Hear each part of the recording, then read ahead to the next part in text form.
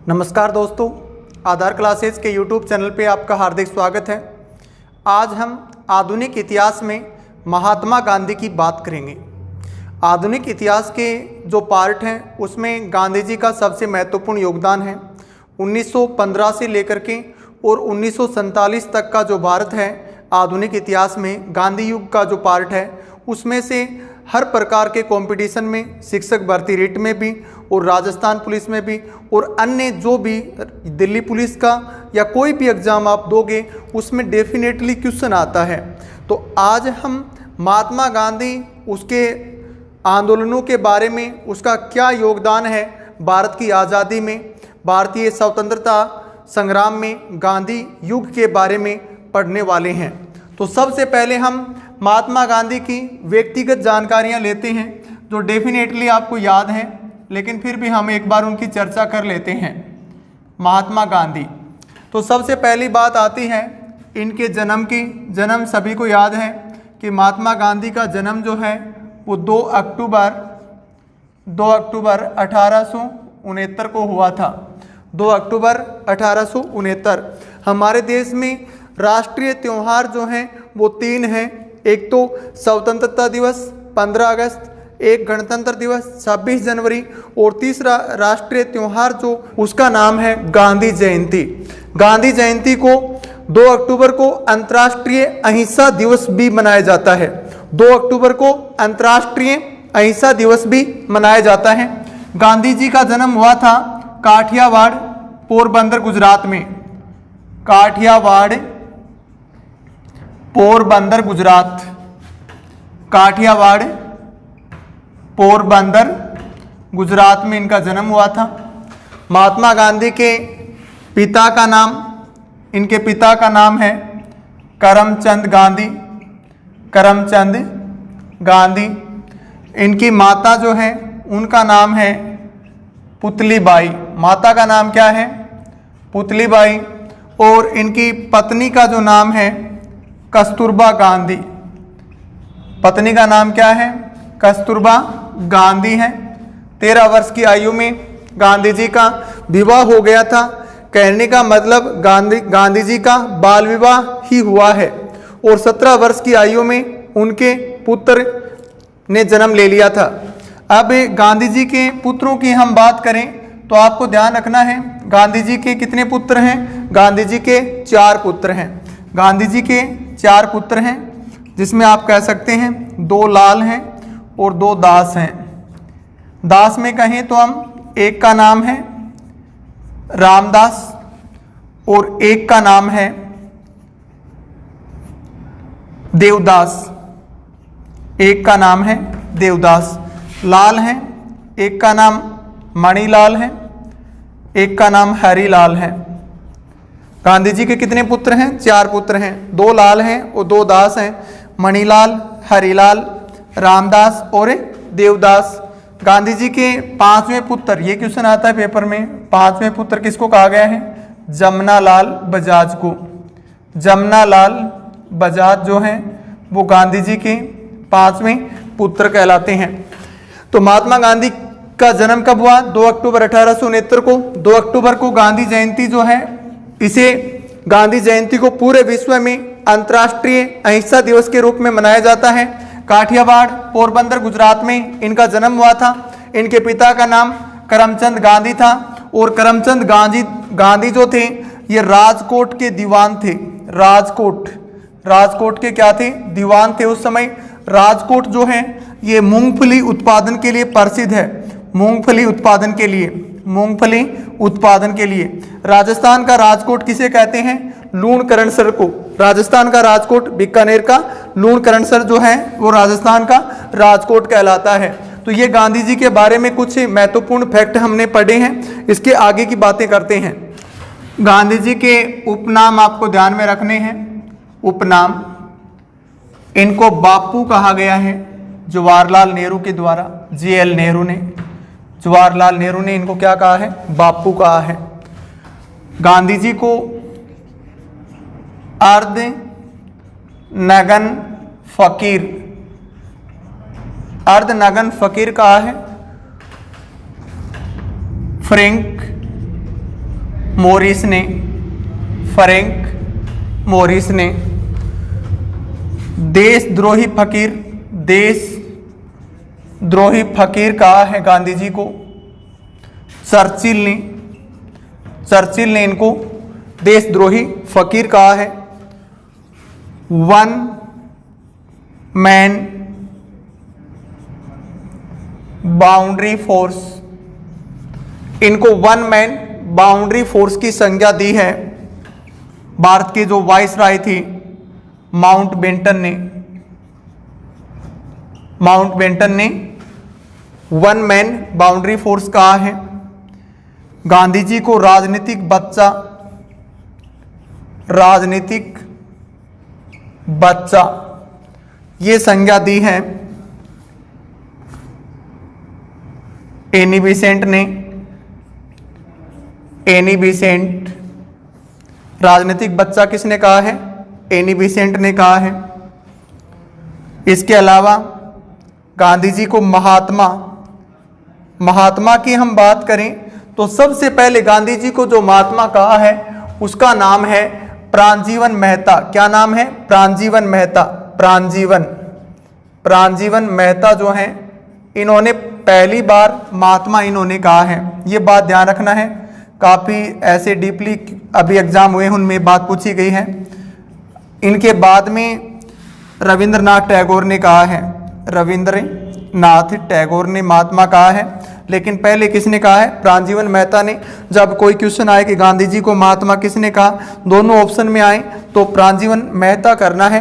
प्राणजीवन मेहता जो है वो पहली बार इन्होंने महात्मा कहा है। प्राणजीवन मेहता ने म्यांमार गए थे गांधी जी, जब भारत आने के बाद में वो फैक्ट आगे हम पढ़ेंगे, उस समय इनको महात्मा कहा था।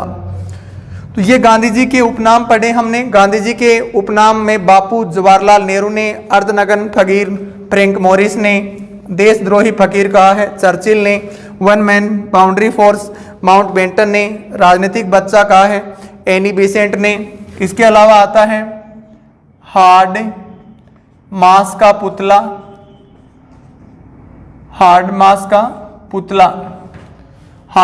पुतला कहा है अल्बर्ट आइंस्टीन ने। अल्बर्ट आइंस्टीन ने हार्ड मास का पुतला कहा है। गांधी जी को राष्ट्रपिता किसने कहा? सुभाष चंद्र बोस ने। गांधी जी को राष्ट्रपिता किसने कहा है? सुभाष चंद्र बोस ने।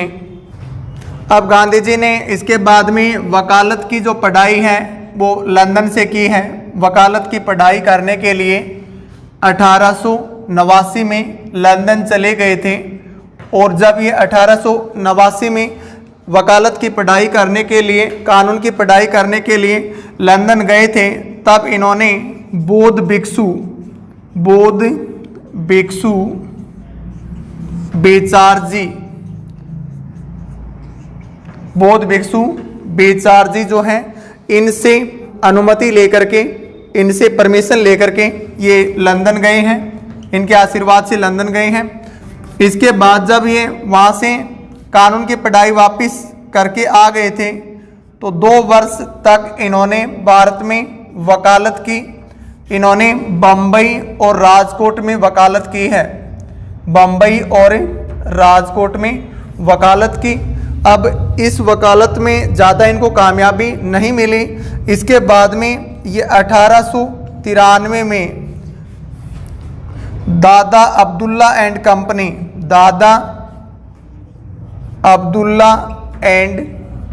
कंपनी का मुकदमा लड़ने के लिए ये अफ्रीका चले गए। तो गांधी जी अफ्रीका कब गए? 1893 में दादा अब्दुल्ला एंड कंपनी का मुकदमा लड़ने के लिए अफ्रीका चले गए। जब ये वहाँ पे डरबन से प्रिटोरिया की यात्रा कर रहे थे, प्रिटोरिया की यात्रा ट्रेन से, डरबन से प्रिटोरिया की यात्रा कर रहे थे गांधी जी, तो प्रथम श्रेणी के डब्बे में प्रथम श्रेणी की टिकट लेकर के बैठे थे। लेकिन टिकट चेकर ने इनकी टिकट देखा और कहा कि आप लोगों के लिए ये डब्बा और ये ट्रेन नहीं है। इनको फिर जबरदस्ती ट्रेन से उतार दिया गया, अपमानित किया गया। उस समय इन्होंने भारत में अंग्रेजों के विरुद्ध में एक बड़ा आंदोलन चलाने की प्रेरणा ली और उस समय इन्होंने ये निश्चय किया कि मैं भारत में जाकर के अंग्रेजों के विरुद्ध में एक बड़ा आंदोलन चलाऊंगा, क्योंकि ये लोग किस तरह से हमारे देश में और अन्य देशों में लगातार जनता का शोषण कर रहे हैं, लगातार जो है वो आम लोगों के साथ में गलत कर रहे हैं, इसके विरुद्ध में मुझे आवाज उठानी चाहिए। इसके बाद में इन्होंने, गांधी जी ने अफ्रीका में क्या क्या कार्यक्रम चलाए हैं उनके बारे में देखिए। इन्होंने अफ्रीका में 1894 में नेटाल कांग्रेस की स्थापना की। 1894 में नेटाल कांग्रेस की स्थापना की है। नेटाल कांग्रेस की स्थापना 1894 में। इसके बाद में 1904 में इन्होंने फीनिक्स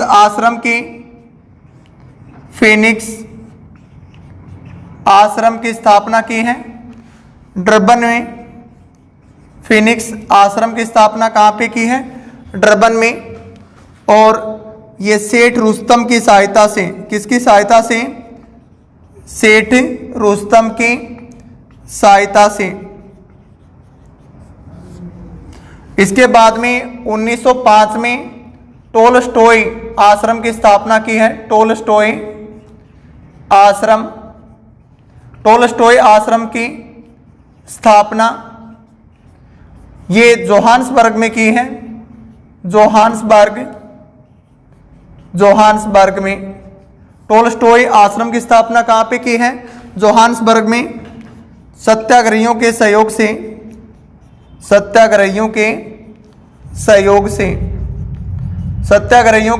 से टोलस्टॉय आश्रम की स्थापना की है 1905 में। 1904 में फिनिक्स आश्रम की स्थापना की है डरबन में सेठ रुस्तम की सहायता से। इस तरीके से इन्होंने दक्षिणी अफ्रीका में रंग भेद की नीति के विरुद्ध में, अंग्रेजों के द्वारा जो शोषण किया जा रहा था उनके विरुद्ध में एक बहुत बड़े लेवल का आंदोलन चलाया। यह 1893 से लेकर के और 1914 तक लगातार जो है वो दक्षिणी अफ्रीका में रहे। इस दौरान कलकत्ता में कांग्रेस का अधिवेशन हुआ था। कलकत्ता में कांग्रेस का अधिवेशन, यह अधिवेशन होता है 1901 में, जहां से बहुत इंपॉर्टेंट क्वेश्चन बनता है। 1901 में कलकत्ता में कांग्रेस का अधिवेशन हुआ और इस अधिवेशन के जो अध्यक्ष थे, इस अधिवेशन के अध्यक्ष थे D.I. वात्सा। इसकी अध्यक्षता किसने की थी? D.I. वात्सा ने इसकी अध्यक्षता की थी। इस कलकत्ता के कांग्रेस अधिवेशन में गांधी जी ने पहली बार भाग लिया है। गांधी जी पहली बार भाग लेते हैं, अफ्रीका से आए थे केवल भाग लेने के लिए इस अधिवेशन में। गांधी जी ने पहली बार कांग्रेस अधिवेशन में भाग लिया। कांग्रेस अधिवेशन में भाग लिया। तो आपको पूछा जाएगा कि कांग्रेस के कौन से अधिवेशन में, 1901 का जो कलकत्ता अधिवेशन है उसमें गांधी जी ने पहली बार भाग लिया था। 1901 के कलकत्ता के अधिवेशन में गांधी जी ने पहली बार भाग लिया था, ये ध्यान में रखना है। एक पुस्तक आते इनके, हिंद स्वराज। हिंद स्वराज जो है महात्मा गांधी ने लिखा है। हिंद स्वराज किसकी है? महात्मा गांधी की है। और हिंद स्वराज महात्मा गांधी ने 1909 में लिखा है। कब लिखा? 1909 में लिखा। और हिंद स्वराज की भाषा पूछे तो किस भाषा में लिखा था? ये गुजराती भाषा में लिखा गया था। हिंद स्वराज किस भाषा में लिखा गया? गुजराती भाषा में लिखा।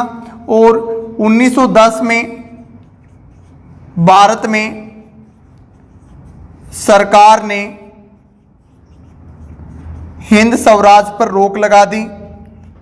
हिंद स्वराज पर रोक लगा दी। भारत सरकार ने, या जो ब्रिटिश सरकार थी उसने हिंद स्वराज पुस्तक पर रोक लगा दी। कब? 1910 में। इसके बाद में यह पुस्तक कब लिखी गई थी, किस दौरान लिखी गई थी? तो वैसे तो 1909 में लिखी है, लेकिन जब गांधी जी लंदन से दक्षिणी अफ्रीका समुद्री मार्ग से आ रहे थे, समुद्री यात्रा के दौरान ये पुस्तक लिखी है। गांधी जी बहुत महान व्यक्ति हैं। देखिए, उन्होंने एक यात्रा के दौरान अपने समय का सदुपयोग करते हुए समुद्री यात्रा, जलयान में यात्रा करना बहुत खतरनाक होता है, बहुत दिक्कत होती है जो व्यक्ति जलयान में यात्रा करते उन्हें। तो गांधी जी ने समुद्री यात्रा के दौरान लंदन से जब गांधी जी वापस दक्षिण अफ्रीका आ रहे थे, उस दौरान क्या लिखा? हिंद स्वराज लिखा है। एक आप लोग जो हो थोड़ी बहुत यात्रा पे जाते हो तो उस दिन पढ़ने की प्रक्रिया जो है वो क्या कर देते हो? कैंसिल कर देते हो कि आज तो है ना बहुत ज़्यादा थके हुए हैं। तो इसलिए गांधी जी से आप प्रेरणा ले सकते हैं कि ये कितने महान व्यक्ति थे। तो हिंद स्वराज जो है वो किस भाषा में लिखा गया है? गुजराती भाषा में लिखा गया। 1910 में भारत सरकार ने इस पुस्तक पे रोक लगा दी थी। 1909 में लिखा गया था हिंद स्वराज, और समुद्री यात्रा के दौरान इसे पुस्तक को लिखा गया है। आगे देखिए महात्मा गांधी की प्रक्रिया में क्या होता है। ये 6 अगस्त 1914 को लंदन चले गए। 6 अगस्त 1914 को लंदन चले गए। लंदन ब्रिटेन की राजधानी है, टेम्स नदी के किनारे बसा हुआ नगर है। उसके बाद में लंदन से भारत आते हैं। ये लंदन से भारत, कहने का मतलब ये अफ्रीका से आ रहे हैं, भारत स्थायी रूप से भारत आ रहे हैं, लंदन होकर के आए हैं। पहले लंदन गए, अब लंदन से भारत आए हैं, और भारत में ये पहुंचे हैं 9 जनवरी 1915 को। 9 जनवरी 1915 को महात्मा गांधी जब लंदन से भारत आ रहे हैं तो उस जहाज का नाम भी पूछ लिया जाता है कि किस जहाज से आए थे। तो SS अरबिया नामक जहाज से आए थे। किस जहाज से आए थे? SS अरबिया नामक जहाज से आए थे। और गांधी जी जब यहाँ से लंदन से भारत आ रहे हैं, जोड़े से आ रहे हैं। जोड़े का मतलब समझ रहे हो कि महात्मा गांधी के साथ में कस्तूरबा गांधी भी है। कस्तूरबा गांधी। अब गांधी जी सुबह मॉर्निंग में 9 बजे बम्बई बंदरगाह पे पहुंचते हैं। कहाँ पे पहुंचते हैं? बम्बई में सुबह 9 बजे। वहाँ पे इनका भव्य स्वागत किया जाता है। और इनका स्वागत जो है वो कौन करते हैं? इनके राजनीतिक गुरु हैं गोपाल कृष्ण गोखले। गोपाल कृष्ण गोखले जो हैं वे गांधी जी का स्वागत करते हैं। जो गांधी जी के राजनीतिक गुरु हैं गोपाल कृष्ण गोखले। ऐसा पूछें कि गोपाल कृष्ण गोखले के राजनीतिक गुरु कौन थे? तो गोपाल कृष्ण गोखले के राजनीतिक गुरु हैं महादेव गोविंद रानाडे। महादेव गोविंद रानाडे ये गोपाल कृष्ण गोखले के राजनीतिक गुरु हैं। इन्हें महाराष्ट्र में पुनर्जागरण का अग्रदूत कहा जाता है। महाराष्ट्र में पुनर्जागरण का अग्रदूत। महाराष्ट्र में पुनर्जागरण का अग्रदूत किसको कहा जाता है? महादेव गोविंद रानाडे को। और गोपाल कृष्ण गोखले के गुरु हैं। और महात्मा गांधी के राजनीतिक गुरु कौन है? गोपाल कृष्ण गोखले हैं। तो 6 अगस्त 1914 को अफ्रीका से गांधी जी लंदन चले गए। लंदन होते हुए भारत आए। कब आए? 9 जनवरी 1915 को ये तिथि है। इसके बाद में गांधी जी परमानेंटली स्थायी रूप से भारत में रहते हैं। पहले 2 वर्ष तक भारत का भ्रमण करते हैं। भारत की राजनीतिक समस्याओं को, यहाँ की किसानों की समस्याओं को, यहाँ के सामाजिक समस्याओं को समझने की, उनका अध्ययन करने की कोशिश करते हैं गांधी जी। 9 जनवरी को प्रवासी भारतीय दिवस मनाया जाता है। 9 जनवरी को प्रवासी भारतीय दिवस। 9 जनवरी को कौन सा दिवस मनाया जाता है? प्रवासी भारतीय दिवस मनाया जाता है। और गांधी जी भारत में किस जहाज से आए हैं? SS अरबिया नामक जहाज से आए हैं। और बंबई में इनका स्वागत किसने किया है? इनके राजनीतिक गुरु गोपाल कृष्ण गोखले ने। अब स्थायी रूप से भारत आने के बाद में गांधी जी ने भारत भ्रमण शुरू किया है। अब भारत भ्रमण के दौरान वो किन से मिल रहे हैं उनकी हम बात करते हैं। 12 जनवरी 1915 को गांधी जी जो हैं वो दादा भाई नौरोजी से मिलते हैं। दादा भाई नौरोजी। दादा भाई नौरोजी से मुलाकात करते हैं गांधी जी 1915 में ही। और Dadabhai Naoroji the old man, the grand old man of India, the grand old man of India उपनाम किनका है? दादा भाई नौरोजी का है। दादा भाई नौरोजी ने गांधी जी से मुलाकात की, गांधी जी के जो कार्य थे उनके तारीफ की। इसके बाद में ये बाल गंगाधर तिलक से करते हैं मुलाकात, बाल गंगाधर तिलक से मुलाकात करते हैं। बाल गंगाधर तिलक जो है उस समय बॉम्बे सोसाइटी से जुड़े हुए हैं, बॉम्बे सोसाइटी से। और इस दौरान बाल गंगाधर तिलक भी कहते हैं कि आपने भारतीय जो लोग हैं प्रताड़ित हो रहे थे अफ्रीका में, उनके लिए आपने आंदोलन चलाया, बहुत ही सराहनीय कार्य आपने किया है। उसके बाद में मोहम्मद अली जिन्ना से मिलते हैं, मोहम्मद अली जिन्ना। अब ये मोहम्मद अली जिन्ना उस समय गुजरात के हैं, मोहम्मद अली जिन्ना गुजरात में सक्रिय हैं। मोहम्मद अली जिन्ना ने गांधी जी से मुलाकात की। इन्होंने गांधी जी के बारे में कहा ये तो ऑर्नामेंट्स हैं, ऑर्नामेंट्स, ऑर्नामेंट्स का मतलब आभूषण है, भारत के आभूषण। आने वाले समय में बहुत बड़ा योगदान होने वाला है गांधी जी का, ऐसा कौन कहते हैं? मोहम्मद अली जिन्ना। ऑर्नामेंट्स बताते हैं गांधी को, आभूषण बताते हैं महात्मा गांधी को, ये तो भारत के प्रसिद्ध आभूषण हैं, ऐसी कल इन्होंने तारीफ की है। मोहम्मद अली जिन्ना के बाद में गांधी जी हैं वो शांति निकेतन गए हैं, शांति निकेतन। शांति निकेतन की स्थापना किसने की थी? रविंद्रनाथ टैगोर ने। वहाँ पे रविंद्रनाथ टैगोर से मुलाकात करते हैं, रविंद्रनाथ टैगोर से, क्योंकि रविंद्रनाथ टैगोर भी एक महत्वपूर्ण प्रसिद्ध व्यक्ति हैं और राष्ट्रीय आंदोलन में महत्वपूर्ण भूमिका निभा रहे हैं। और 1913 में इनको साहित्य का नोबेल भी दिया जा चुका था। तो रविंद्रनाथ टैगोर से शांति निकेतन में मुलाकात करते हैं गांधी जी। उस समय गांधी जी के साथ में CF एंड्रयूज भी हैं। उसके बाद में गांधी जी हैं जो म्यांमार चले गए, म्यांमार में गांधी जी मुलाकात करते हैं प्राजीवन मेहता से। किनसे? प्राजीवन मेहता से, प्राजीवन मेहता से मुलाकात करते हैं।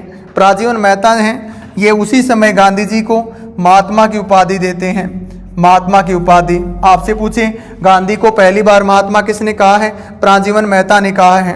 उसके बाद में रविंद्रनाथ टैगोर का नाम आता है।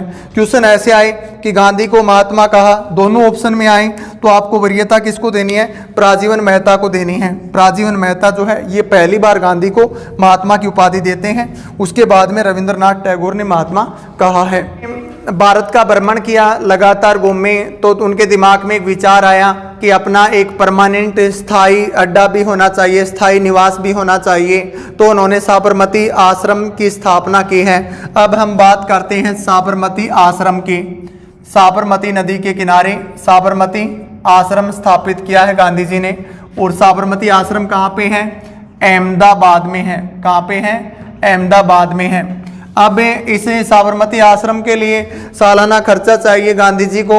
तो एक वर्ष का जो खर्चा था स्थापना के समय 6,000 रुपये, वो गांधी जी को पहली बार मंगलदास ने दिए हैं। किसने दिए हैं? मंगलदास ने। साबरमती आश्रम की स्थापना किसकी सहायता से स्थापित किया है? मंगलदास की सहायता से गांधी जी ने स्थापित किया। अब गांधी जी ने क्या किया कि जो लोग अन्य समुदाय के जो लोग थे, जिनको हम ये कह सकते हैं एस्पृश्यता वाले लोग थे, जो नीची कास्ट के जो लोग, उस समय कहा गया कि इनकी जो कास्ट है वो नीची कास्ट है, अन्य सामान्य वर्ग से, ब्राह्मणों से, बनियों से, उन लोगों को भी गांधी जी ने आश्रम में क्या दे दिया? प्रवेश दे दिया। गांधी जी ने कहा कि जातिवाद का मैं कोई भेदभाव नहीं करूंगा, सभी जाति के लोगों से मेरा स्नेह प्रेम वैसे ही है, बराबर है, और सभी जो हैं वो आश्रम में आएंगे। तो साबरमती आश्रम सबके लिए खोल दिया गया। ये बात मंगलदास को पसंद नहीं आई। मंगलदास ने कहा कि अगर इनको आप आश्रम में बुला रहे हैं तो आगे का खर्चा बंद है। मंगलदास ने आगे का खर्चा देना बंद कर दिया। उसके बाद में गांधी जी को आगे के जो 13,000 रुपये 2 साल का जो खर्चा था, अनुसुईया बहन के भाई अंबालाल साराभाई, अंबालाल साराभाई, अम्बालाल साराभाई जो हैं ये गांधी जी के साथ में अहमदाबाद मिल मजदूर आंदोलन में भी इनको लेकर के विवाद होता है। और इनकी एक बहन है अनुसुईया बेन इनकी सगी बहन है, जो गांधी जी के साथ में आंदोलनों में सत्याग्रहों में लगातार भाग लेती हैं। तो अम्बालाल साराभाई हैं, इन्होंने 2 वर्ष का खर्चा आश्रम का जो 13,000 रुपये था वो दिया साबरमती आश्रम के लिए। पहली बार साबरमती आश्रम के लिए 6,000 रुपये का जो खर्चा था वो किसने दिया था? मंगलदास ने। लेकिन अन्य जो अस्पृश्य लोग थे उनको प्रवेश देने के बाद में मंगलदास ने खर्चा देना बंद कर दिया था। उसके बाद में जैसे साबरमती आश्रम की स्थापना नहीं हुई थी, उस समय गांधी जी ने अस्थाई आश्रम बनाया था, वो नाम पूछा जाता है कोचरब में अस्थाई आश्रम जो है साबरमती आश्रम से पहले स्थापित कहाँ पे किया है? कोचरब में। गांधी का साबरमती आश्रम शुरू होने से पहले अस्थाई आश्रम जो रहा है उसका नाम क्या है? कोचरब है। 1915 में कांग्रेस का एक अधिवेशन होता है बंबई में कांग्रेस का अधिवेशन होता है। अब आपने एक बात पढ़ी थी कि गांधी जी ने पहली बार कांग्रेस के किस अधिवेशन में भाग लिया था? तो 1901 में भाग लिया था। अब भारत आगमन के बाद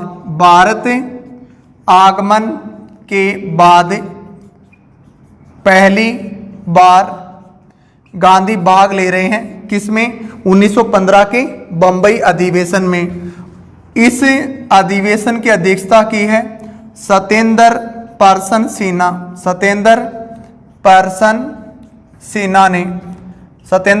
सिन्हा ने। अब इस कांग्रेस के अधिवेशन में गांधी जी ने एक प्रस्ताव पारित करवाया। किस प्रकार का प्रस्ताव पारित करवाया? गांधी जी ने कहा कि जो अफ्रीका में भारतीयों के साथ हो रहे अन्याय के विरुद्ध में एक प्रस्ताव पारित किया जाए। तो भारतीयों के साथ में जो अन्याय हो रहा था उसके विरुद्ध में एक प्रस्ताव पारित हुआ 1915 के बंबई अधिवेशन में।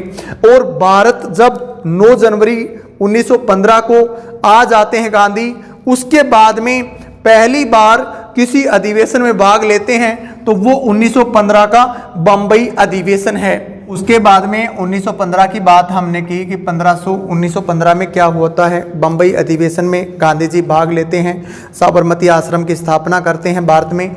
अब बात करते हैं 1916 की। तो फरवरी 1916 में गांधी जी जो हैं ये बनारस में हिंदू विश्वविद्यालय की स्थापना हो रही है। हिंदू विश्वविद्यालय इसका उद्घाटन समारोह हो रहा है। ये हिंदू विश्वविद्यालय स्थापित हो रहा है बनारस में। कहाँ पे स्थापित हो रहा है? बनारस में। अब हिंदू विश्वविद्यालय की स्थापना के समय इनके उद्घाटन कार्यक्रम में गांधी जी भाग ले रहे हैं, उस प्रक्रिया को हम पढ़ते हैं। तो सबसे पहली बात आती है कि हिंदू विश्वविद्यालय स्थापित करने का विचार जो है वो किसके दिमाग में आया है? तो ये विचार जो है ये एनी बिसेंट का है। विचार किसका है? एनी बिसेंट का विचार है। एनी बिसेंट का विचार है। इसके बाद में ऐसा पूछें कि हिंदू विश्वविद्यालय की जो स्थापना की गई है बनारस में, इसकी वित्तीय सहायता किसने दी है? इसके लिए धन किसने दिया है? वित्तीय सहायता। तो इसकी जो वित्तीय सहायता है वो दी है मदन मोहन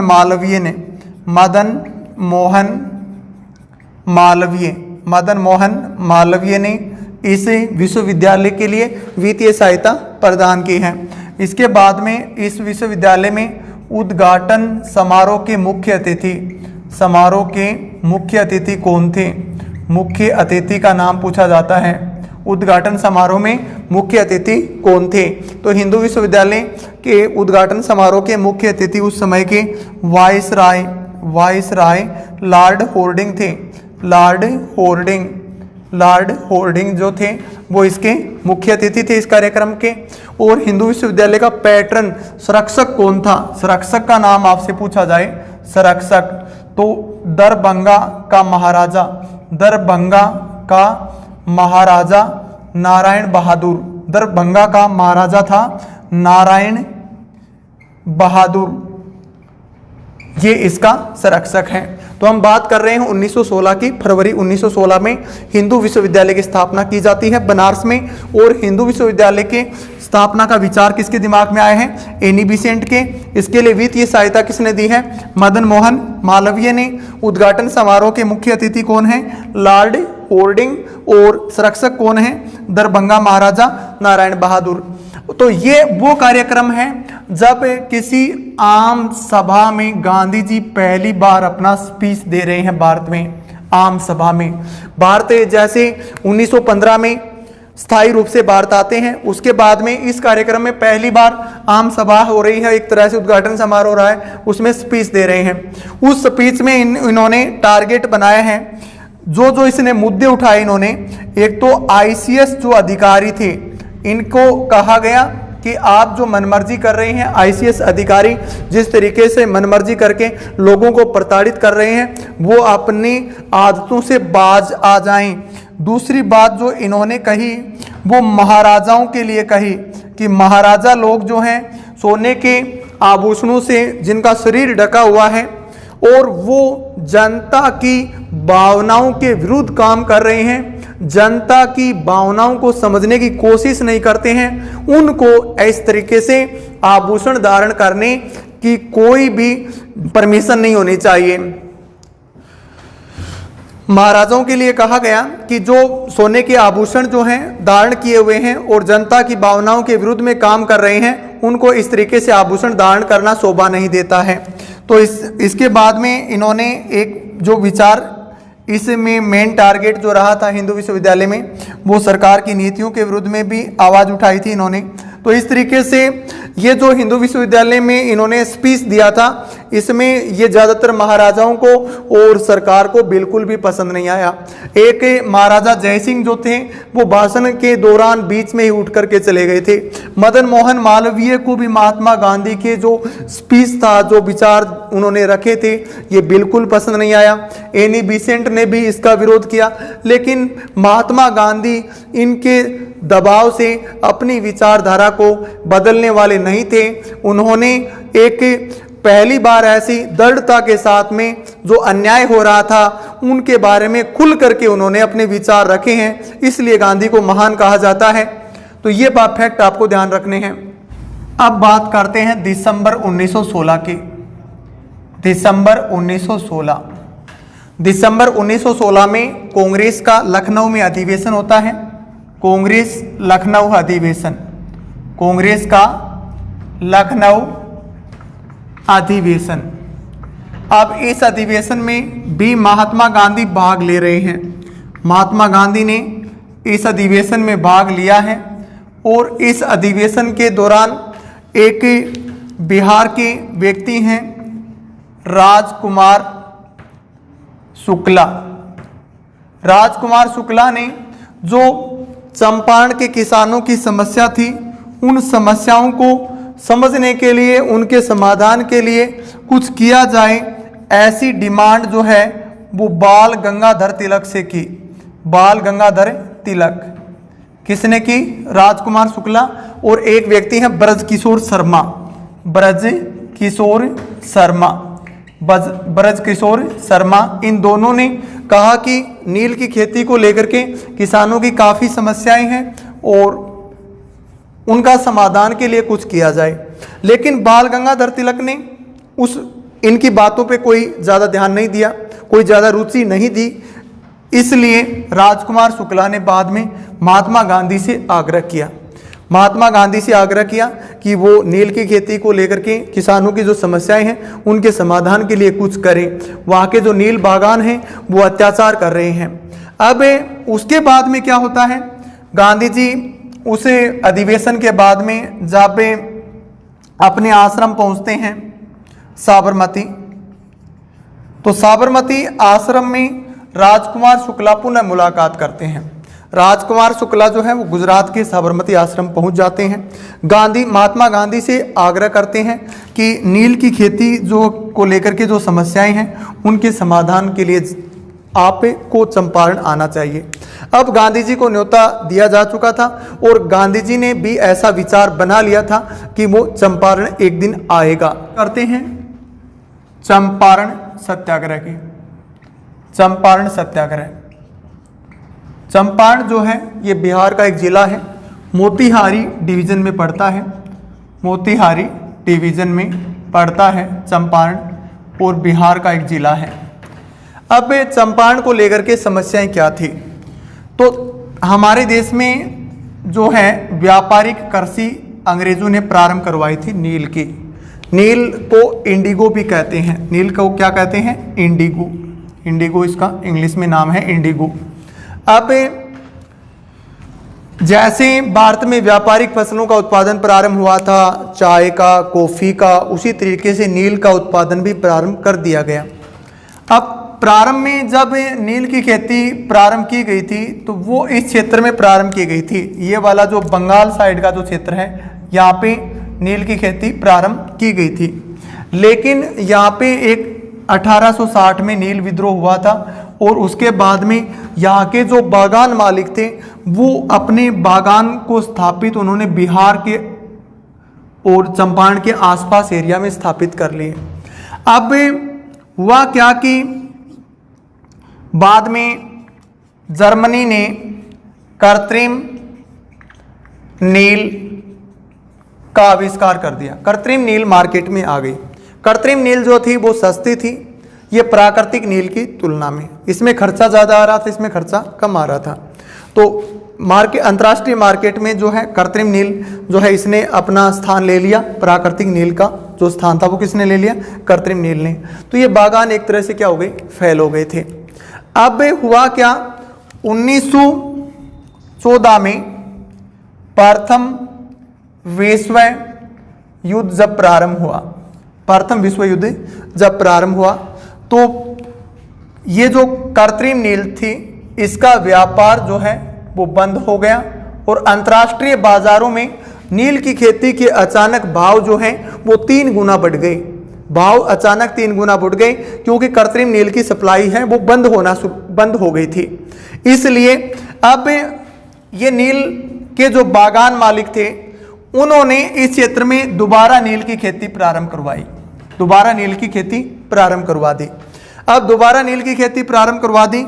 वहाँ पे शर्त रखी पहली कि जो व्यक्ति नील की खेती अपने खेत के 15% भाग, 15% का मतलब वहाँ के एक और नापतोल की प्रणाली चलती थी, 3/20वां पार्ट, जिसको कहा गया 3 गठिया पद्धति, कि अपनी भूमि के 15% भाग पर उसको नील उगाना ही पड़ेगा, ये फोर्स किया गया। और जो नील नहीं उगाएगा 15% भाग पे उसे शहर बसी उसे कर देना पड़ेगा। किस प्रकार का कर देना पड़ेगा? शहर बसी, उसे शहर बसी कर देना पड़ेगा। अब ये शहर बसी कर पूछा जाता है कि शहर बसी कर का संबंध है, तो शहर बसी कर जो है वो नील की खेती के लिए शुरू किया गया था। जो किसान अपने 15% भाग मतलब 3/20 पार्ट पे नील नहीं उगाएगा उसे टैक्स देना है अलग से। उस कर को क्या कहा गया?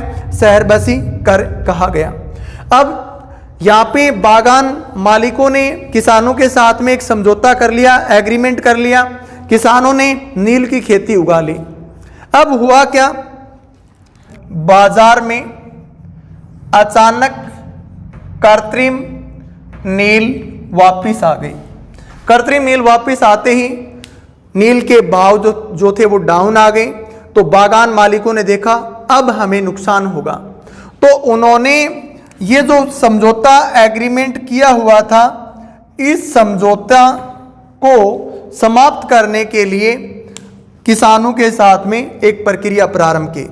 उन्होंने कहा कि हम आपकी नील नहीं खरीदेंगे, आपके साथ में समझौता जो किया है वो समझौता हम तोड़ रहे हैं, और उस समझौते के तोड़ने की एवज में आपको एक कर देना है। कर देना है, कौन सा कर देना है? तावान। बात को समझने की कोशिश कीजिए कि नुकसान किसको हो रहा है? किसानों को हो रहा है। उनसे क्या किया गया? नील की खेती की बिजवाई करवा दी गई। अब जिनको खरीदना था, एग्रीमेंट जिनके साथ में हुआ था, वो कह रहे हैं हम ये खरीदेंगे नहीं, और न खरीदने के लिए जो एग्रीमेंट आपके साथ में हमने किया है वो समझौता हम तोड़ना चाहेंगे और उस समझौते के तोड़ने के एवज में आपको ही एक कर देना पड़ेगा। किसानों के दोहरा नुकसान, एक तो उनकी जो नील की खेती है वो खरीदी नहीं जाएगी, ये नुकसान हो गया। दूसरा नुकसान क्या, कर और ले रहे हैं, किस नाम का, तावान नामक कर ले रहे हैं। अब इस समस्या को गांधी जी के सामने प्रस्तुत किया गया। गांधी जी जो हैं वो चंपारण के लिए निकल गए।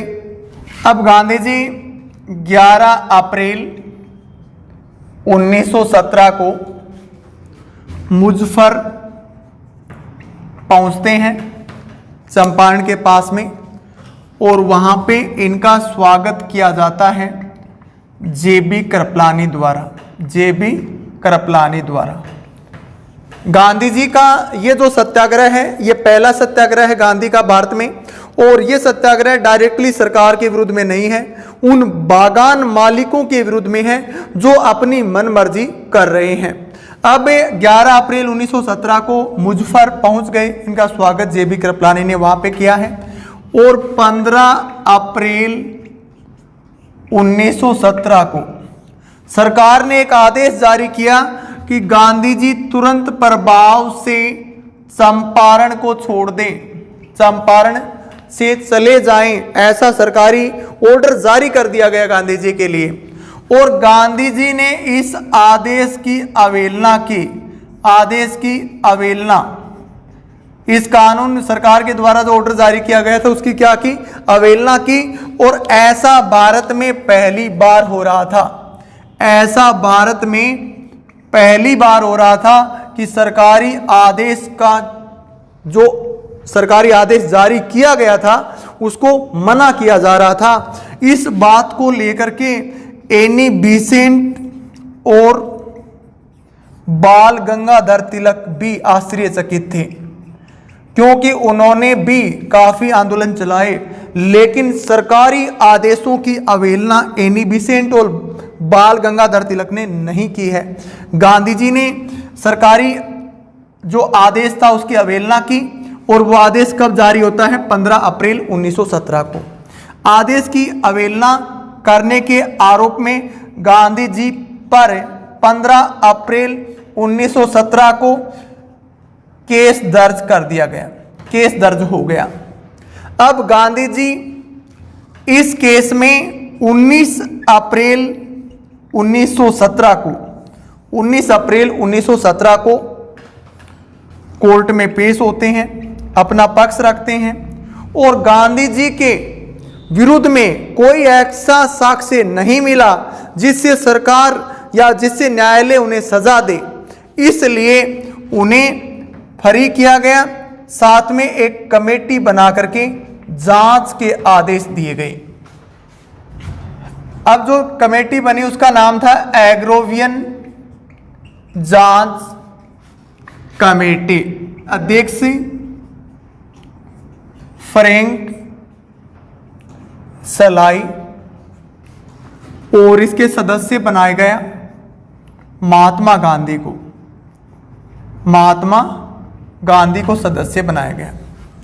अब एग्रोवियन जांच कमेटी जो है वो बनी है। क्वेश्चन आएगा यहाँ पे बहुत अच्छा क्वेश्चन कि चंपारण की समस्याओं के समाधान के लिए सरकार की तरफ से जो कमेटी निर्धारित की गई थी उसका नाम बताइए, क्या नाम है, एग्रोवियन जांच कमेटी। और या सीधा पूछे कि एग्रोवियन जांच कमेटी का संबंध है तो चंपारण की समस्या के समाधान के लिए चंपारण सत्याग्रह से संबंधित ये कमेटी है एग्रोवियन जांच कमेटी, और इसके अध्यक्ष कौन है, फ्रैंक सलाई। और इस कमेटी का सदस्य भी महात्मा गांधी को बनाया गया। अब इस कमेटी ने जांच की। जांच के बाद में जो बागान मालिक उनको हर्जाना देने की बात कही गई कि, और जिनसे कर लिया जा चुका है तो वो कर 25% जो कर है, टैक्स जो है वो वापस किया जाए, ये आदेश जारी किया गया। तो इसमें गांधी जी की बहुत बड़ी उपलब्धि मानी जाती है। गांधी का पहला भारत में सत्याग्रह जो है वो चंपारण सत्याग्रह है, और चंपारण सत्याग्रह 1917 में हुआ है। गांधी जी ने इस सत्याग्रह के दौरान किसानों की जो समस्या थी, बागान मालिकों के साथ में जो विवाद था, उस विवाद का समाधान कराया है। अगला सत्याग्रह है अहमदाबाद मिल मजदूर आंदोलन। अहमदाबाद मिल मजदूर आंदोलन। तो महात्मा गांधी का पहला सत्याग्रह जो था चंपारण, वो बागान मालिकों के विरुद्ध में था। इस बार जो सत्याग्रह हो रहा है 1918 में, ये जो फैक्ट्रियां हैं उनके मालिकों के विरुद्ध में हो रहा है, डायरेक्टली सरकार के विरुद्ध के साथ में नहीं है। तो अहमदाबाद मिल मजदूर आंदोलन का कारण क्या है कि अहमदाबाद में प्लेग नामक बीमारी फैली 1917 में। 1917 में प्लेग नामक बीमारी फैली और जो भी मजदूर थे उनको मिल मालिकों ने 75% बोनस दिया था। मजदूरों को कितना प्रतिशत बोनस दिया था? 75% बोनस दिया। इसके बाद में 1918 में प्लेग समाप्त हो गया। प्लेग समाप्त हो गया था। प्लेग नामक बीमारी समाप्त हो गई। कब? 1918 में। तो उन्होंने डिमांड की कि हमें बोनस दिया जाए, 50% बोनस दिया जाए, लेकिन मालिकों ने उन्हें 20% बोनस देने की बात कही। कितने प्रतिशत? 20% बोनस देने की बात कही। तो जो मजदूर थे वो हड़ताल करने लग गए थे। तो अनुसुईया बेन जो थी, अंबालाल साराभाई की बहन अनुसुईया बेन, इन्होंने गांधी जी को पत्र लिखा और पत्र लिख करके इस मामले में आकर के टेकल करने की बात कही। तो यहाँ पे गांधी जी जो हैं वो 22 फरवरी 1918 को पहुँचते हैं और उसके बाद में आने वाली 15 मार्च 1918 को मजदूर जो हैं वो हड़ताल पर चले जाते हैं। मजदूरों के हड़ताल पे जाने के बाद में गांधी जी जो हैं वो स्वयं भी हड़ताल करते हैं और भूख हड़ताल पे जाते हैं। पहली बार भूख हड़ताल गांधी जी इसी सत्याग्रह में करते हैं। स्वयं भूख हड़ताल करते हैं गांधी जी। तो गांधी जी ने पहले ही बार भूख हड़ताल किस सत्याग्रह में की है? अहमदाबाद मिल मजदूर आंदोलन में की है। अब भूख हड़ताल करने के बाद में जो विवाद था उसको लेकर के अंबालाल साराभाई के साथ में बात होती है। अंबालाल साराभाई के साथ में अब एक व्यक्ति जो हैं उनका नाम है आनंद शंकर दुर्वे। आनंद शंकर दुर्वे ये मध्यस्थता करते हैं इस मामले में।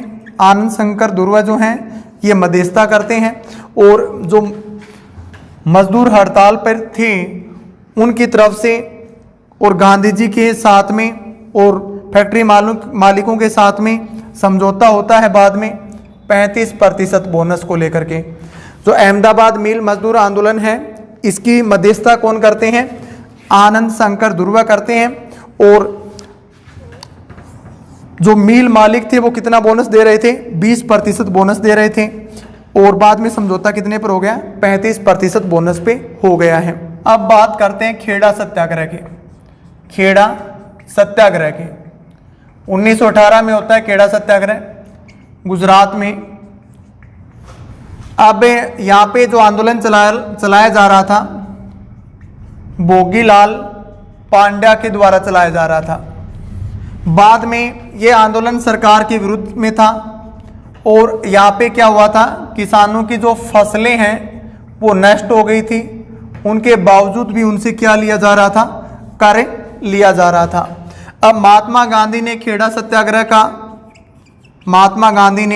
सत्याग्रह का नेतृत्व किया है, क्योंकि उस समय गुजरात के किसान सभा के अध्यक्ष हैं महात्मा गांधी और महात्मा गांधी को यहाँ पे आमंत्रित किया जाता है। महात्मा गांधी आते हैं तो महात्मा गांधी का ये सरकार के विरुद्ध में पहला सत्याग्रह है, इसलिए खेड़ा सत्याग्रह को गांधी का पहला वास्तविक सत्याग्रह कहते हैं। गांधी का पहला वास्तविक सत्याग्रह गांधी का पहला वास्तविक सत्याग्रह किसको कहते हैं? खेड़ा सत्याग्रह को कहते हैं। क्यों कहते हैं? ये एक ऐसा सत्याग्रह है जो पहली बार सरकार की नीतियों के विरुद्ध में है। इससे पहले 2 सत्याग्रह हमने पढ़े। 1917 का चंपारण है, वो बागान मालिकों के विरुद्ध में है, और उसके बाद में अहमदाबाद मिल मजदूर आंदोलन है, वो मिल फैक्ट्रियों के मालिकों के विरुद्ध में है, और ये जो है ये सरकार के विरुद्ध में है।